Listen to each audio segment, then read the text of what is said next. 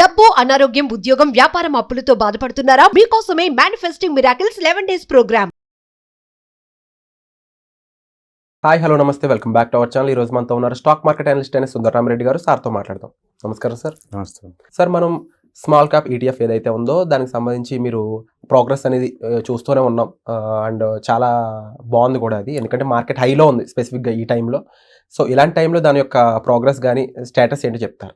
మనం తీసుకుంది దగ్గర దగ్గర 33,000 యూనిట్స్ అండి. మొదట్లో 16,000 యూనిట్లు తీసుకున్నాం, తర్వాత గ్రాడ్యువల్గా ఇంక్రీజ్ చేసుకుంటూ పోతున్నాం.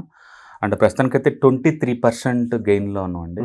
మనం తీసుకున్నప్పుడే చెప్పాము, ఇది ఇయర్లీ 25% ఎక్స్పెక్టేషన్స్తో దీన్ని కొంటున్నాం. అండ్ నెక్స్ట్ 20-25 ఇయర్స్ నేను ఉంచుకోబోతున్నాను. అండ్ ఐఎమ్ ఎక్స్పెక్టింగ్ నేను 100 crores టర్న్ ఓవర్ ఆ టైప్ మనం ఎక్స్పెక్ట్ చేస్తున్నామని చెప్పేసి క్లియర్గా చెప్పాము. అండ్ మంత్లీ 30,000 దాకా నేను ఇన్వెస్ట్ చేస్తానని చెప్పాను. లిటరల్లీ మనం ఇప్పటికే ఆల్మోస్ట్ 17 lakh ఇన్వెస్ట్ చేసాము. అంటే నెక్స్ట్ 2-3 months మూవ్ కూడా ఇప్పుడే ఇన్వెస్ట్ చేసాము. డిప్ అండ్ బై చేసుకోవటం వల్ల ఈ ఈటీఎఫ్స్లో బాగా వస్తుందండి. అండ్ మిగతా ఫ్రంట్ లైన్ ఈటీఎఫ్స్తో పోల్చుకుంటే, లైక్ బ్యాంక్ బీస్ కావచ్చు, ఐటీబీస్, ఫార్మా బీస్, ఇలా ఫ్రంట్ లైన్ వాటితో పోల్చుకుంటే ఇలాంటి ఈటీఎఫ్స్ ఎక్కువ మూమెంటం రన్ అవుతున్నాయండి, ఎక్కువ రిటర్న్స్ కూడా వస్తున్నాయి. అండ్ మనం తీసుకుంది ఇది March 28th అండి.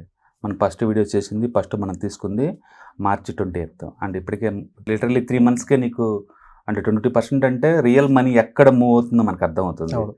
సో అందుకని ఇలాంటి ఎక్స్పెరిమెంట్లు మనం చేయడం ద్వారా ఏంటంటే కొత్త కొత్త ఈటీఎఫ్స్ వచ్చినప్పుడల్లా మనకి ఎక్కడ మనీ ఫ్లో అవుతుందో మనం వాటిని మనం క్యాప్చర్ చేసుకోవచ్చు అనమాట. అండ్ ఈ స్మాల్ క్యాప్ ఈటీఎఫ్లో గొప్పతనం ఏంటంటే, స్మాల్ క్యాప్ స్టాక్స్ మొత్తం 250లో ఉన్న మూమెంటం ప్లస్ క్వాలిటీ అంటే ఈపీఎస్ రైజ్ అయ్యే కంపెనీ లిస్ట్ అనమాట. సో బేసికల్గా క్వాలిటీ ఉంటే కనుక మల్టీ బ్యాగ్ రైజ్ ఛాన్స్ ఎక్కువ ఉందండి ఆ స్టాక్స్. అదేంటంటే డెట్ టు ఈక్విటీ రేషియో తక్కువ ఉండాలా, అండ్ ఈపీఎస్ పెరుగుతూ ఉండాలా, అండ్ ఆర్ఓఈ పెరుగుతూ ఉండాలి. ఈ 3 క్యారెక్టర్లు బేస్గా తీసుకొని ఆ స్మాల్ క్యాప్ 250 కంపెనీస్కి ర్యాంకులు ఇచ్చుకుంటూ వెళ్తారు. ఆ టాప్ 100 ర్యాంకులు ఉన్నట్టు దీంట్లో ఇన్వెస్ట్ చేస్తారనమాట. దానితో లిక్విడిటీ బాగున్నట్టుని ప్లస్ మూమెంటం స్కోర్ బేస్గా తీసుకొని కూడా ఇస్తారు. అందుకని మూమెంటం ఉంది, ఇటు క్వాలిటీ ఉంది, కాబట్టి మంచి డెడ్లీ కాంబినేషన్ అండి. అండ్ ఎవరైనా అండ్ స్మాల్ క్యాప్ మ్యూచువల్ ఫండ్స్కి ఆల్టర్నేటివ్గా మేము తీసుకోవాలి అనుకున్న వాళ్ళకి one of the best ETF. Yeah, డెఫినెట్గా ఇది ఇండెక్స్ ఫండ్ లాగా అనుకోవచ్చు. ఇండెక్స్ ఫండ్ లాగా అయితే మేము Mira asset, small cap 250, momentum and quality ETF అని టైప్ చేయండి మీ మ్యూచువల్ అకౌంట్లో.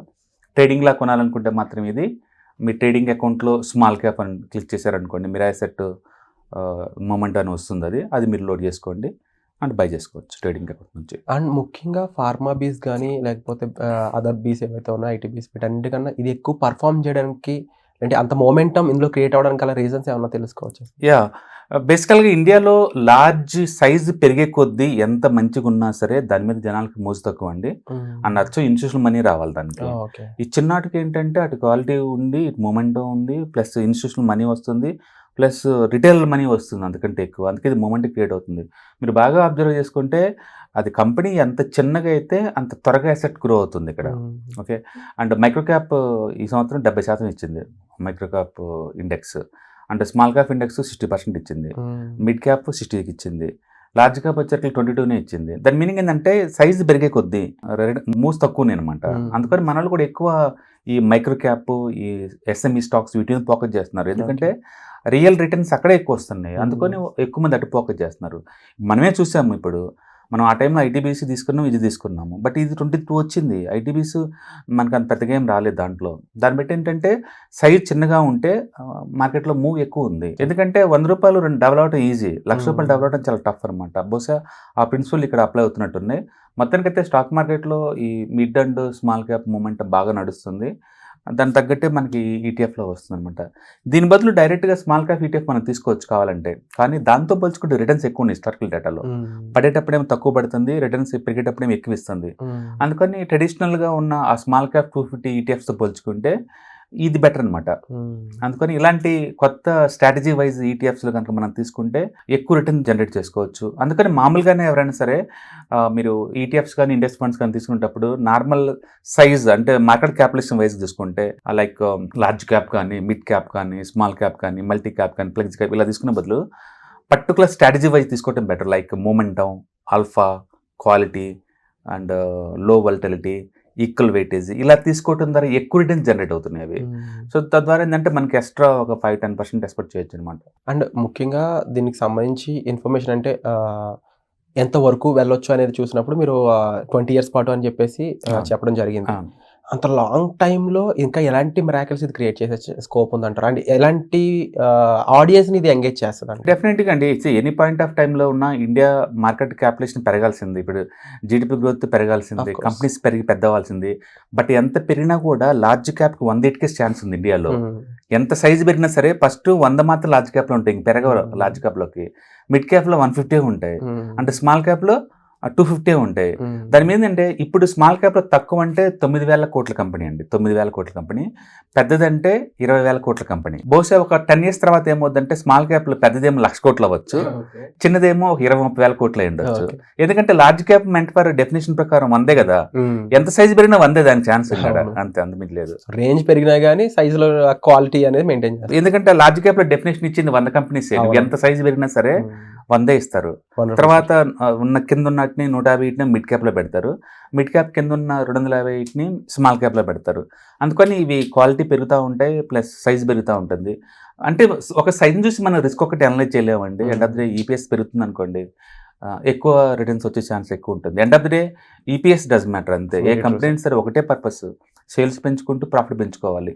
ఇందులో ఈపీఎస్ బేస్గా తీసుకొని స్మాల్ క్యాప్లో ఉన్న 100 కంపెనీలు పిక్ చేస్తున్నాయి కాబట్టి న్యాచురల్ క్వాలిటీ ఎక్కువ ఉంటుంది.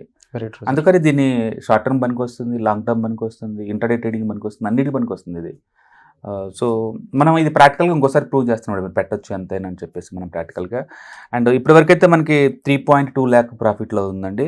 అండ్ మొత్తం ఇన్వెస్ట్మెంట్స్ ప్రాఫిట్ ప్లస్ ఇన్వెస్ట్మెంట్ కలిపి 17 lakhs జరిగింది. అండ్ 33,000 యూనిట్స్కి జరిగింది. అండ్ ప్రాఫిట్ 23%లో ఉన్నాం. Wonderful sir. అంటే మనం ఎవ్రీ మంత్ ఒక వీడియో చేస్తున్నాం దీని మీద ప్రోగ్రెస్ చెక్ చేసుకోవడం కోసం. సో ఆడియన్స్ ఆల్రెడీ ఎంగేజ్ అయి ఉంటారు, వాళ్ళు కూడా ఇన్వెస్ట్మెంట్ బిగింగ్ చేసి ఉంటారు. సో తప్పకుండా ఇది ఒక ఎర్లీ ఇన్వెస్ట్మెంట్ కింద చూడొచ్చు ఇంకా, ఎందుకంటే 20 years ahead అనేది మీరు ప్లాన్ చేశారు కాబట్టి. ఇంకొకటి అండి, యూజర్ అడిగారు ఒకసారి, ఇది ఎక్కువ పెట్టుకుంటూ పోతుంటే సపోజ్ ఒక 50 లక్షలు కోటి రూపాయలు ఇన్వెస్ట్ చేస్తే ఇన్ టైం నుండి అమ్మగలుగుతానా అని, అంటే డౌన్ ది లైన్ ఎప్పుడంటే ఫ్యూచర్లో ఎప్పుడైనా అమ్మగలుగుతానా లేదని. ఈటీఎఫ్స్ అయినా ఇండెక్స్ ఫండ్స్ అయినా సరే మీరు బల్క్లో ఉన్నాయి అనుకోండి, ఒకసారి ఎయిమ్స్గా అమ్మేయచ్చు కావాలంటే.